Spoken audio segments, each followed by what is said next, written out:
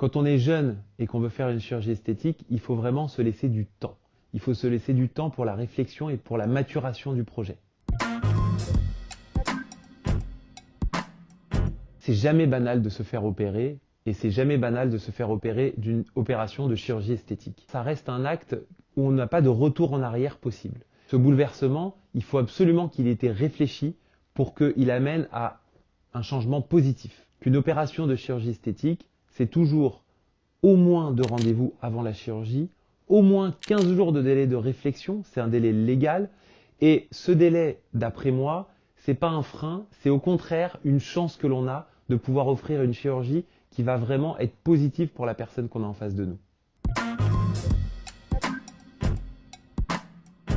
Non, on ne peut pas faire de chirurgie esthétique lorsqu'on est mineur. Mais dans certains cas, il y a des chirurgies qui vont soulager des problèmes morphologiques assez importants qui peuvent être pratiqués. Ça va être surtout des opérations de reconstruction, par exemple de malformation de la poitrine, de réduction de poitrine qui sont beaucoup trop importantes.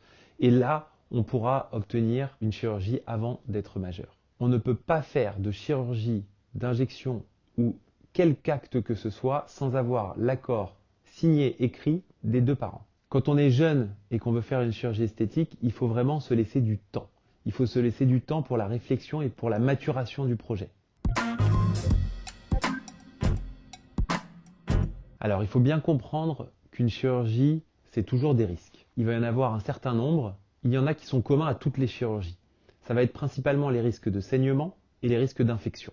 Il existe d'autres risques qui sont un peu plus spécifiques pour chaque opération que l'on va pratiquer. On va avoir les risques liés aux prothèses mammaires, par exemple, qui peuvent se rompre, qui peuvent faire une coque.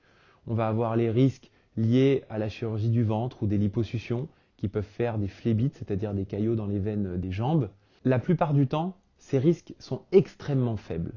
Mais ce qu'il faut bien comprendre, c'est que même si on fait tout ce qu'il faut pour les diminuer, ils existeront toujours. Si jamais on veut faire une opération qui est très risquée pour une toute petite amélioration, à ce moment-là, on va nous-mêmes dire aux patients que le rapport bénéfice-risque n'est pas du tout en adéquation avec une chirurgie. Tous ces risques-là, il faut vraiment toujours les surveiller. Comme ça, si jamais il se passe quoi que ce soit, on va intervenir tout de suite.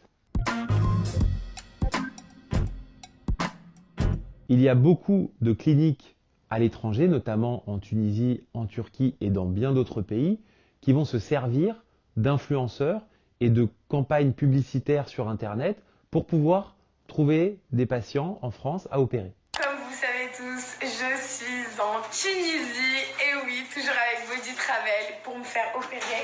Et le meilleur anesthésiste, c'est lui. Ces chirurgies, bien sûr, dans certains cas se passent bien, mais dans beaucoup de cas se passent beaucoup moins bien. On va avoir une chirurgie qui va vraiment être nue. C'est-à-dire qu'on n'a pas l'approche avant la chirurgie qui consiste à connaître la personne, connaître le chirurgien, comprendre ce qu'il veut.